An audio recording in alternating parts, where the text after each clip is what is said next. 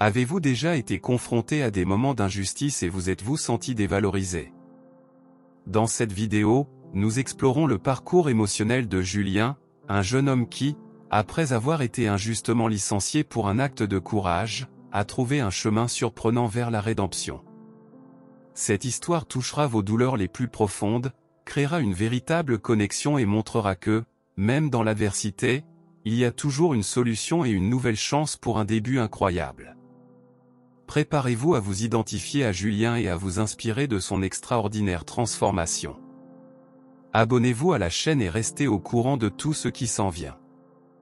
Julien était super excité pour son premier jour de travail, mais quelque chose de très inattendu s'est produit. Il a fini par sauver une fille en difficulté, et lorsqu'il a tenté d'expliquer cela à son patron, Monsieur Leblanc, les choses ont mal tourné. Monsieur Leblanc était furieux lorsqu'il a entendu l'histoire de Julien et a pensé que tout cela n'était qu'un faux mensonge. Il a commencé à ridiculiser Julien, en disant que cela ressemblait à une histoire de bande dessinée et que personne ne choisirait de sauver une fille au lieu de se concentrer sur son travail. Sans même y réfléchir à deux fois, Monsieur Leblanc l'a congédié sur le champ. Julien a fait de son mieux pour expliquer la vérité, mais le patron ne voulait rien entendre. La carrière qui venait à peine de commencer était déjà terminée. Dévasté, il a vu disparaître sa chance au travail. Marc, le responsable RH, entre dans la pièce avec un air inquiet, mais il ne peut pas faire grand-chose. Julien, jeune diplômé, vivait un cauchemar. Au collège, il était toujours calme, sans trop s'impliquer dans les activités sociales. Il n'a jamais eu de petit ami et regardait toujours les autres étudiants heureux avec envie. Il s'est toujours considéré comme quelqu'un d'ennuyeux et terne. Dans le train, il réfléchit à sa vie. Enfant, il était heureux, courant dans la cour de récréation et jouant chez ses amis. À l'école primaire, il avait beaucoup d'amis et s'amusait beaucoup. Mais les choses ont changé à l'école primaire. Ses intérêts ne correspondent plus à ceux de ses collègues, qui commencent à s'intéresser à la mode et à la musique. Il a continué à jouer à des jeux et son cercle d'amis a commencé à se rétrécir. Au lycée, la situation s'est aggravée. Ses amis joueurs allaient dans d'autres écoles et il passait plus de temps seul à jouer à des jeux. Au fil du temps, même parler aux gens est devenu difficile. Même s'il travaillait à temps partiel, Julien n'a jamais eu envie de dépenser de l'argent pour des choses comme des vêtements de marque ou des défilés. Tout semblait ennuyeux par rapport au jeu. Au collège, la solitude de Julien ne fait qu'augmenter. Il était prisonnier d'un cycle d'isolement qui semblait sans fin. Les amis de Julien, qui jouaient avec lui, ont trouvé du travail et n'ont plus eu le temps de se retrouver. Cela a amené Julien à passer de plus en plus de temps seul. Il a même rencontré des personnes semblables à lui lors d'activités de groupe ou de conférences, mais elles étaient peu nombreuses. Alors que la plupart des étudiants ont vécu une vie mouvementée sur le campus, Julien a passé 4 années à l'écart, toujours dans son coin. En y réfléchissant, c'était tout à fait logique. Il était tellement concentré sur les matchs qu'il ne participait pas aux activités de ses coéquipiers et n'essayait pas de suivre leurs affaires. Pour cette raison, son cercle social s'est rétréci et il a fini par devenir une personne plus fermée. C'était comme une sorte de justice poétique, celui qui fait le bien reçoit le bien, celui qui fait le mal reçoit le mal, et celui qui ne fait rien ne reçoit rien en retour. Julien n'arrivait pas à se faire des amis parce qu'il ne faisait pas d'efforts. Il y réfléchit en écoutant le bruit du train et se sentit frustré envers lui-même. Il avait déjà 22 ans et commençait sa carrière, se demandant s'il pourrait changer sa sombre personnalité. Bizarrement, cette idée a commencé à l'enthousiasmer. La seule bonne chose dans la vie de Julien, c'est lorsqu'il a reçu une offre d'emploi de la société Zeta. Zeta était un petit fabricant d'électronique que Julien admirait depuis le lycée, impressionné par la qualité et le design de leurs produits. Lorsqu'il a reçu l'offre, il a littéralement sauté de joie, sans exagération. Aujourd'hui serait la journée d'orientation des nouveaux employés chez Zeta, et Julien était déterminé à recommencer, laissant derrière lui son moi sombre et négatif. Il s'est préparé la veille et a quitté la maison ce matin-là dans l'espoir d'un nouveau départ. L'orientation se ferait dans une salle de la ville, pas un très grand endroit puisque Zeta n'était pas une entreprise géante. Il est parti un peu précipitamment, mais il pensait arriver à temps. Julien commença à s'inquiéter lorsqu'il remarqua qu'il ne voyait personne habillé comme lui, ce qui le fit se demander s'il était au bon endroit ou s'il s'était trompé de date et d'heure. Lorsqu'il est descendu du train, il a dû marcher jusqu'au salon. La gare était plus fréquentée que prévu, et maintenant il craignait d'être en retard. Arriver en retard serait un mauvais début. Il a utilisé l'application de carte sur son téléphone pour trouver l'itinéraire le plus rapide et s'est dépêché. « Étais-je vraiment sur la bonne voie ?» murmura-t-il pour lui-même. Le parcours le menait à travers des ruelles sinueuses, loin des rues principales, ce qui le rendait encore plus anxieux. Tout était étrangement silencieux, le bruit de la ville semblait lointain. Au milieu de cette confusion, Julien entendit un cri, « Arrêtez ça !» C'était la voix d'une femme, pas si jeune, mais pas vieille non plus, peut-être quelqu'un de son âge. Ce qui se passe. C'était un cri que Julien n'avait jamais entendu de sa vie. Il s'arrêta instantanément. « Arrête ça, j'ai dit. Tais-toi, espèce de gamin. » Les voix venaient d'une rue voisine. Cela semblait sérieux. Julien s'appuya contre un mur et regarda prudemment au coin de la rue. « Ne me laisse pas partir !» Il a vu une femme traînée par un homme masqué. Elle a été blessée et ses vêtements coûteux ont été déchirés. Elle était vraiment belle, et pendant un instant Julien fut hypnotisé. Mais son cri le ramena à la réalité. « Arrête ça !» La peur l'a envahi, mais il a vu la jeune fille être emmenée dans un immeuble. Son cœur battait à tout rompre, comme s'il avait couru un marathon. Que dois-je faire?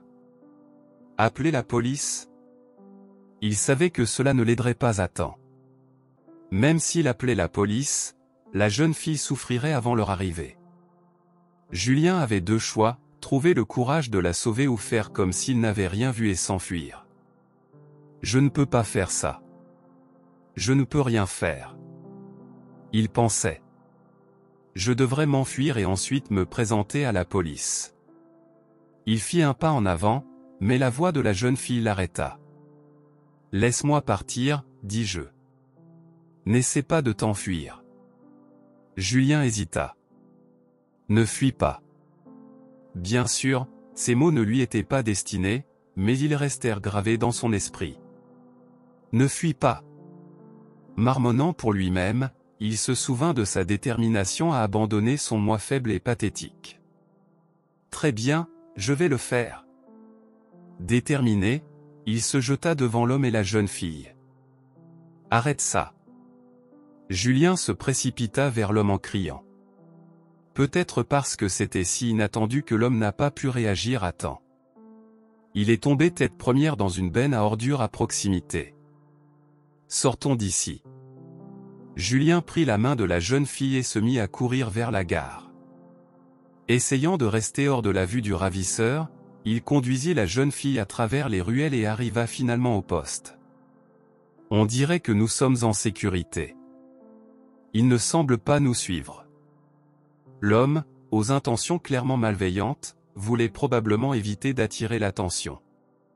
Julien se sentit soulagé. « Merci beaucoup. Vous m'avez vraiment sauvé. » La jeune fille le remercia à plusieurs reprises alors qu'ils reprenaient leur souffle. Des larmes coulaient de ses yeux. Elle devait avoir vraiment peur. « Désolé, ta main. » Julien réalisa qu'il lui tenait toujours la main et la lâcha rapidement. Il n'avait jamais tenu la main d'une fille auparavant et son visage était brûlant. « Si tu veux, je peux te raccompagner chez toi. Ce type peut nous suivre. » dit-il, essayant toujours d'être utile. « Désolé d'avoir causé des ennuis. »« Je suis désolé. » Il s'est excusé, même s'il savait qu'il avait fait le bon choix. Elle a continué à s'excuser pendant que Julien cherchait à savoir où se trouvait la gare la plus proche. Après 2 transferts, ils sont enfin arrivés. Elle semblait un peu perdue quant à la façon de prendre et de changer de train. Avec cette manière raffinée, Julien pensa qu'elle était peut-être issue d'une famille riche. Il lui a demandé où elle habitait et a suivi les instructions sur son téléphone portable pendant environ 20 minutes depuis la gare. Ils arrivèrent dans un immense et luxueux manoir. Pour Julien, qui vivait dans un petit appartement simple, cela ressemblait à un véritable palais. Un homme barbu et costaud se tenait à la porte. Dès qu'elle l'a vu, la jeune fille a couru vers lui. « Élise, j'étais tellement inquiète. Je suis contente que tu sois en sécurité. » Ah, alors elle s'appelait Élise. Elle se jeta dans les bras de son père en pleurant. « Papa, j'étais sur le point d'être kidnappée, mais cet homme m'a sauvée. » Après un câlin et un baiser, Élise désigna Julien. Son père regarda Julien et dit « Oh, vraiment ? Ma fille était sous ta garde. Je tiens à te remercier comme il se doit. Et si tu te joignais à nous pour dîner ?» Julien se souvint soudain des conseils de la compagnie et un frisson lui parcourut le dos. Il regarda l'horloge et vit que l'orientation avait déjà commencé. « J'ai un rendez-vous précédent, excusez-moi. » Il a enlevé sa veste parce qu'il faisait chaud et l'a portée sous son bras alors qu'il courait vers la gare. « Et vous ?» À quelques pas de là, le père d'Élise a appelé. Julien se retourna et vit l'homme tenant à la main un objet noir brillant. « Tu as laissé tomber ton stylo. Merci beaucoup. » C'était le stylo de la société Zeta, un cadeau élégant, noir avec le nom de la société gravé en or. Il prit le stylo, le mit dans son sac et se remit à courir. Lorsqu'elle est arrivée au lieu d'orientation, elle avait déjà terminé. Ne sachant que faire, Julien ira jusqu'à trouver une voiture de luxe sur le parking. La voiture s'est arrêtée juste devant lui et la vitre du côté conducteur s'est baissée. « Oh, c'est toi !» dit le chauffeur, l'air confus. C'était Marc, le responsable RH. Julien se souvient de l'avoir rencontré lors de l'entretien. « Désolé, je m'appelle Julien, je suis un nouvel employé. Je suis désolé d'être en retard pour l'orientation. Je viens d'arriver. » Vraiment ? Eh bien, que faire ? Marc semblait plus sympathique maintenant. Soudain, Julien entendit une voix venant de la banquette arrière. « C'est bon, Marc. » Puis la vitre arrière a commencé à s'abaisser. Julien fut surpris de voir Monsieur Leblanc, président de l'entreprise Zeta, assis là. La séance d'orientation est terminée pour aujourd'hui. Soyez au bureau à 10 h demain, d'accord ? Julien, toujours surpris, répond « Oui, je comprends. Je suis désolé. » Si vous appréciez l'histoire, laissez un like. Julien a tenté de s'excuser auprès de Monsieur Leblanc, mais il a commencé à fermer la vitre de la voiture au milieu d'une phrase. Il semblait que Julien l'avait irrité.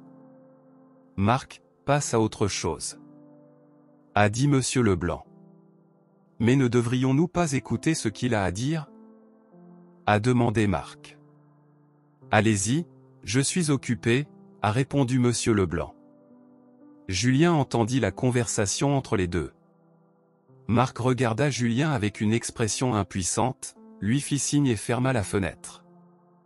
Julien lui rendit la main, essayant de présenter ses excuses. Bientôt, la voiture de luxe est partie.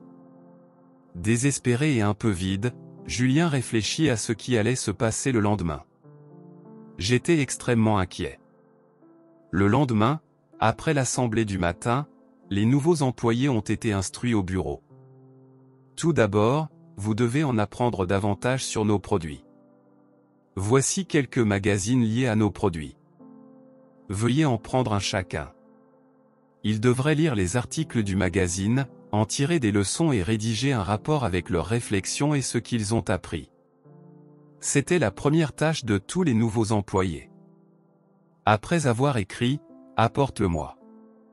Si tout va bien, passe le reste de la matinée à lire d'autres articles. Alors que tout le monde semblait vivre une période difficile, pour Julien, c'était facile. Il en savait déjà beaucoup sur les produits de l'entreprise, donc c'était simple. Il pourrait probablement rédiger un rapport sans même lire les articles.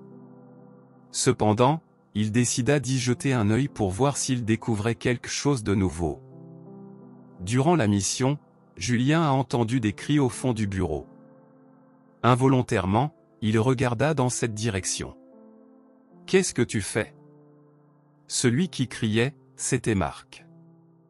Il était assis sur sa chaise en train de gronder 3 jeunes employés. Il ressemblait à une personne complètement différente du Marc que Julien a vu hier, avec une expression effrayante. Les femmes qu'il grondait gardaient la tête baissée, les larmes aux yeux.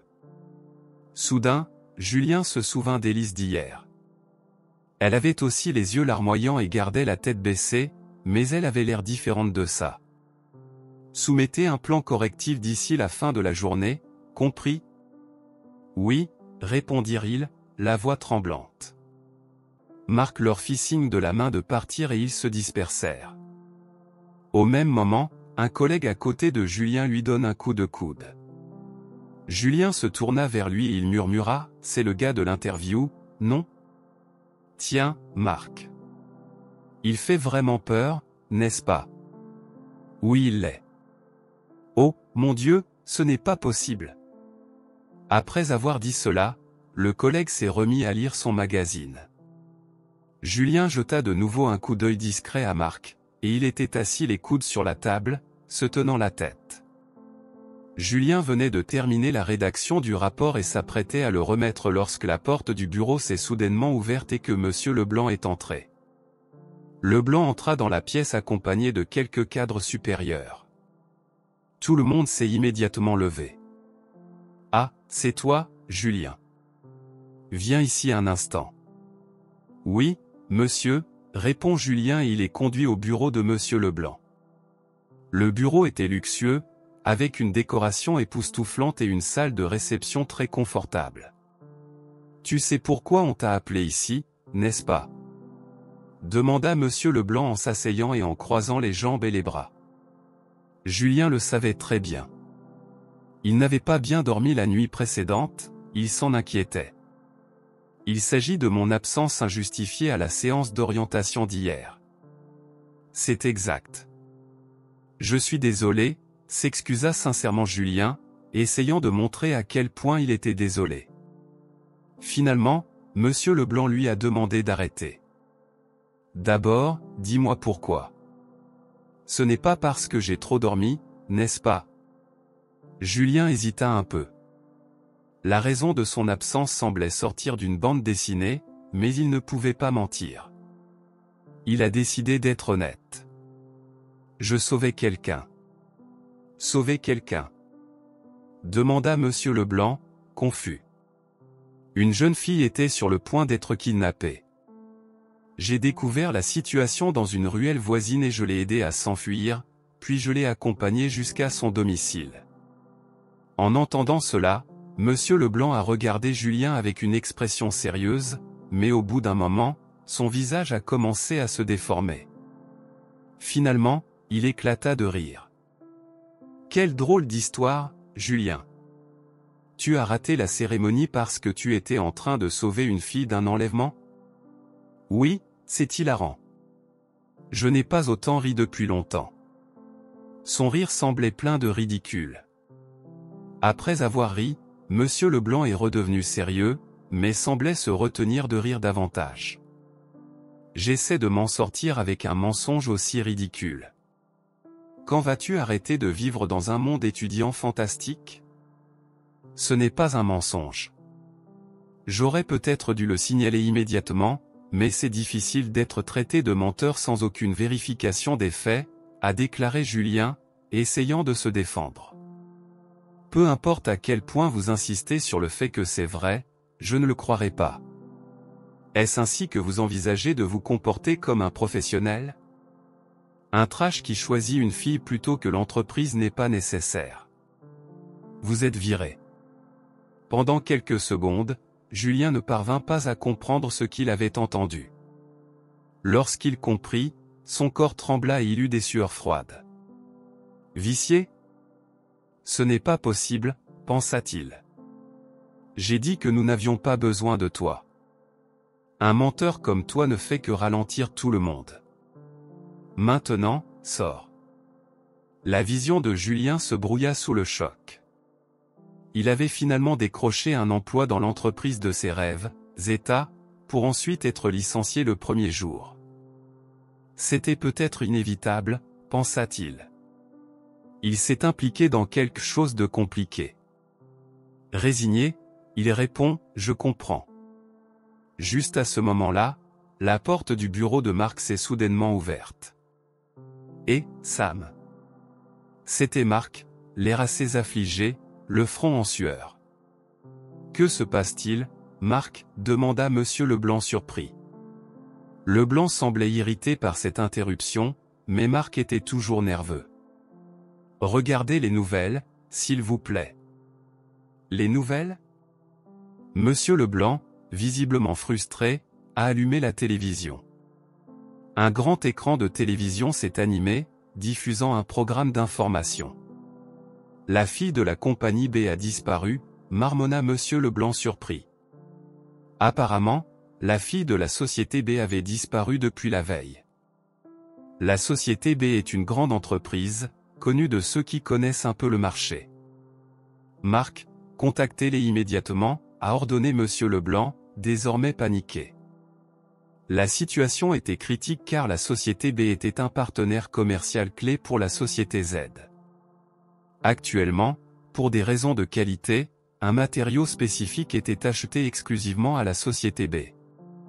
En d'autres termes, si quelque chose arrivait à la société B, ce serait un gros problème. Problème pour la société Z également. Soudain, des informations de dernière minute sont apparues à la télévision et tous les trois se sont concentrés sur l'écran. La fille disparue de la société B avait été retrouvée saine et sauve la veille. D'après les entretiens avec les personnes impliquées, sain et sauf, a rapporté la nouvelle. Quel stress! C'est un poison pour le corps, a déclaré Monsieur Leblanc, soulagé, en compagnie de Marc. Tous deux semblaient avoir échappé à un gros problème. Mais Monsieur Leblanc s'est vite souvenu de Julien. Quoi? Julien est toujours là? J'ai dit que tu étais viré. Maintenant, pars immédiatement. Marc parut surpris. Pourquoi était-il si surpris, pensa Julien. Il doit savoir que j'ai raté l'orientation. Merci pour tout, a déclaré Julien en offrant un salut symbolique et en quittant le bureau de Marc avec découragement. En croisant Marc, il l'entendit marmonner, viré, comme s'il avait un goût amer dans la bouche. Peu après le départ de Julien, une employée est entrée précipitamment. Il semblait avoir quelque chose d'important à dire à Monsieur Leblanc. Monsieur Leblanc, un invité est arrivé. Un invité? Je n'attendais personne. Qui est-ce et d'où vient-il? C'est Monsieur Rousseau de la société B. Julien était surpris. Il est le président de la société B. Julien a reconnu le nom tout à l'heure aux informations. C'était un timing incroyable, mais Julien pensait que ce n'était plus ses affaires. Pendant que ses collègues terminaient leur rapport, Julien préparait ses affaires. Le gars à côté de lui a demandé ce qui s'était passé, mais Julien n'avait pas envie de dire la vérité. Juste un petit problème, dit-il avec un sourire forcé. Alors qu'il s'apprêtait à partir, il entendit la voix de Monsieur Leblanc venant du couloir. Vous voulez dire un de mes employés? Puis il entendit une autre voix familière. Oui, certainement quelqu'un de votre entreprise. Alors qu'il regardait le bruit, la porte du bureau s'ouvrit à nouveau. Monsieur Leblanc est apparu, suivi d'un homme costaud et barbu. Les regards de Julien et de l'homme se croisèrent momentanément. Oh, c'est cet homme, le père de cette fille, se souvient Julien. Cet homme, dites-vous, a demandé Monsieur Leblanc, visiblement intrigué. Leblanc était visiblement choqué, essayant de trouver ses mots. Julien était également confus, essayant de comprendre la situation. Oui, j'aimerais beaucoup lui parler. D'accord, Julien, viens ici. Leblanc a appelé Julien, qui a été conduit dans une salle de réception adjacente au bureau. En écoutant plus attentivement, Julien a découvert que le père de la jeune fille était Monsieur Rousseau, président de l'entreprise B. Ainsi, la fille mentionnée dans les nouvelles était Élise, et Julien, sans le savoir, était impliqué dans sa disparition.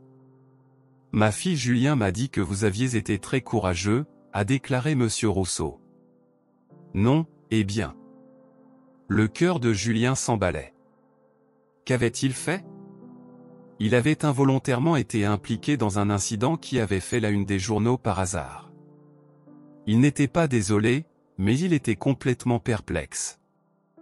Je ne pouvais pas parler de l'incident car il faisait l'objet d'une enquête, mais apparemment, Élise avait été la cible d'un enlèvement, probablement contre rançon, et Julien était tombé dessus, ce qui a conduit à ce moment. J'attends de grandes choses de vous dans l'avenir, Julien, dit Monsieur Rousseau avec un rire chaleureux.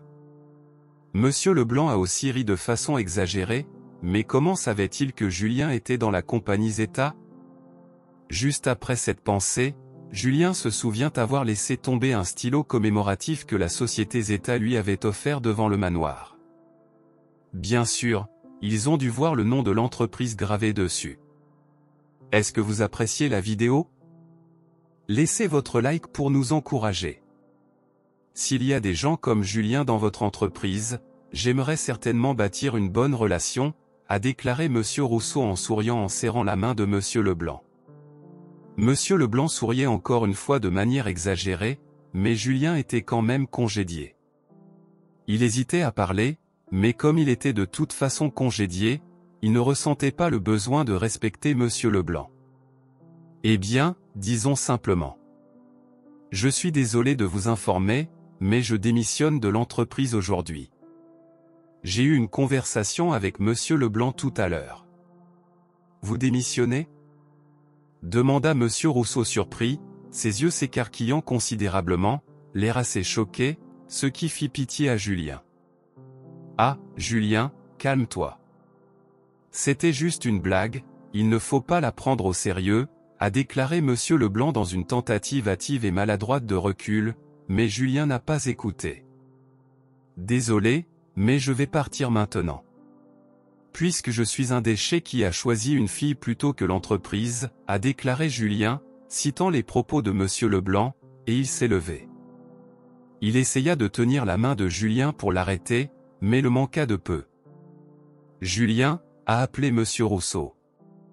Lorsque Julien se retourna, il fit un geste des mains ouvertes, lui demandant silencieusement d'attendre. Monsieur Leblanc, que voulait dire Julien par ce qu'il vient de dire? Eh bien. Monsieur Leblanc était sans voix, alors Julien a expliqué à Monsieur Rousseau en son nom comment s'était passée sa journée d'orientation hier, comment il l'a ratée parce qu'il aidait Élise et comment il a été congédié pour avoir choisi une fille à la place de la société. À mesure que Julien parlait, le visage de Monsieur Rousseau devenait de plus en plus rouge. Monsieur Leblanc, êtes-vous? Je suis désolé.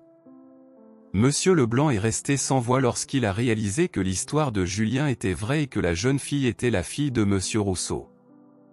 Il s'excusa alors abondamment auprès de Monsieur Rousseau, mais la colère de l'homme d'affaires ne s'apaisa pas. Ce n'est pas parce qu'elle est ma fille. Je n'ai jamais pensé que tu étais un homme aussi insensible. Je retire ce que j'ai dit plus tôt. Nous devrons reconsidérer nos relations avec votre entreprise.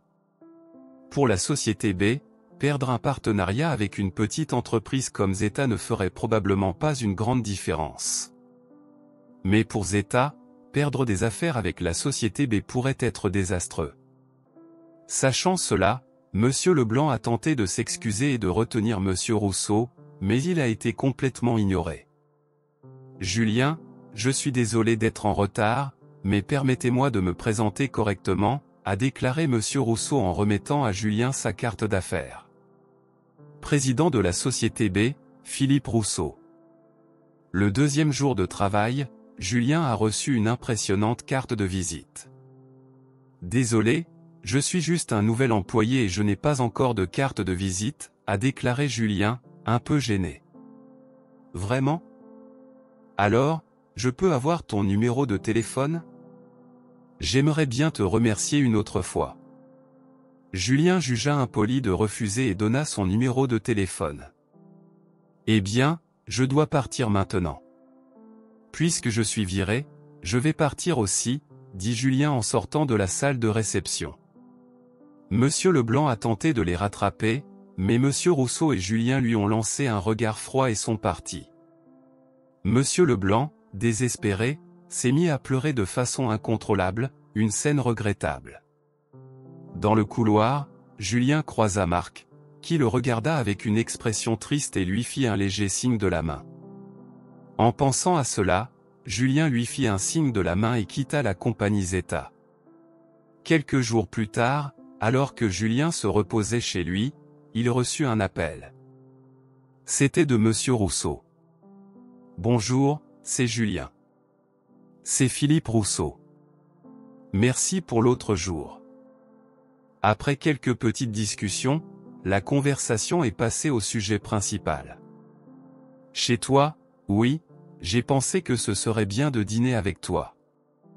Ma fille veut aussi te remercier comme il se doit. » Julien fut surpris par cette invitation inattendue, se souvenant du grand manoir qu'il avait vu ce jour-là. L'idée d'y retourner le rendait nerveux, mais il accepta. « Oui, je le ferai. »« Super, nous vous attendrons. » Même s'il se sentait étrange d'être si reconnaissant, Julien a décidé de respecter leurs souhaits et de visiter leur maison. En arrivant à la résidence Rousseau, il fut accueilli par un spectacle époustouflant. Lorsqu'il sonna et annonça son nom, une femme de ménage vint le saluer. Julien s'est rendu compte qu'il vivait dans un monde complètement différent du sien. La salle était ornée d'innombrables décorations, presque comme un musée. Intimidé, Julien suivit la gouvernante jusqu'à apercevoir Monsieur Rousseau au bout du couloir. « Je vous attendais. Merci de m'avoir invité aujourd'hui, » a déclaré Julien. Il a été emmené dans le salon, où l'intérieur luxueux l'a encore plus impressionné que le couloir. Comparant le couloir à un musée, Julien fut encore plus impressionné en voyant le salon. « Julien !» Élise est apparue du fond de la pièce, vêtue d'une élégante robe. Elle ne brillait pas littéralement, mais sa beauté était à couper le souffle. Le souvenir de lui avoir tenu la main fit à nouveau chauffer le visage de Julien. Ils ont eu un superbe déjeuner, avec des plats incroyablement délicieux, dont beaucoup ne connaissaient même pas les noms de Julien, comme une personne ordinaire. « Au fait, Julien, » dit Monsieur Rousseau, semblant plus intime qu'auparavant. « Oui, » répondit Julien. « Que penses-tu de ma fille? »« Ce que tu veux dire? »« J'aimerais vraiment que tu sois mon gendre. »« Un gendre? »« Oh, pas question. »« Un gendre? »« Papa, attends, » dit Élise.